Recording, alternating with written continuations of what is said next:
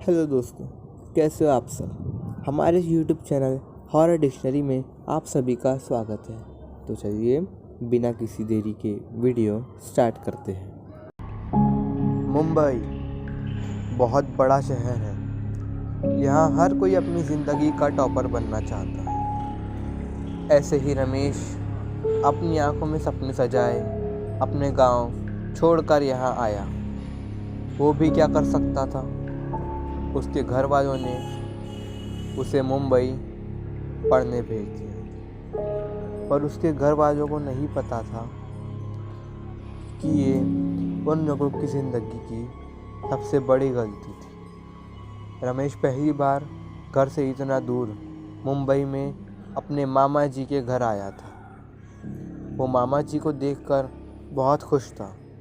उसके मामा जी उसे बहुत चाहते थे। उनकी कोई औलाद नहीं थी। एक दिन कार एक्सीडेंट में मामी जी की भी मौत हो गई थी। अगले दिन मैं अपने नए स्कूल जाने वाला था।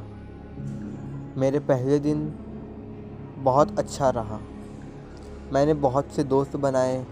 मेरी पढ़ाई भी बहुत अच्छी चल रही थी। एक दिन मैंने दोस्तों को बातें करते हुए देखा। वो लोग बोल रहे थे कि हमारे स्कूल की लाइब्रेरी में भूत है। मैं ये सब बातों पर ध्यान नहीं दिया, पर मुझे भूतों से बहुत डर लगता है। एक दिन हमारे टीचर ने हमें लाइब्रेरी दिखाया। मुझे वहाँ बहुत अजीब लग रहा था। उसके दूसरे दिन मेरे टीचर ने मुझे लाइब्रेरी से अटेंडेंस रजिस्टर लाने को कहा। मुझे बहुत गुस्सा आया कि मैं ही क्यों, पर मैं टीचर को कुछ बोल भी तो नहीं सकता था। मैं लाइब्रेरी गया। वहाँ बहुत अंधेरा था। मैंने स्विच ऑन करी, फिर भी वहाँ ज़्यादा उजाला नहीं था। मैंने जल्दी से जल्दी रजिस्टर ढूंढा। मैं जैसे पलटा, मैंने देखा कि लाइब्रेरी की लाइट ऑन ऑफ हो रही है।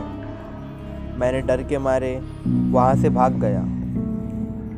मैं लाइब्रेरी से जैसे निकला, मैंने किसी से टकराने की वजह से गिर गया।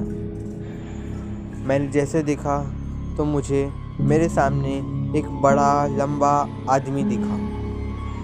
उसका चेहरा पूरा जला हुआ था। उसके एक हाथ में किचन नाइफ थी।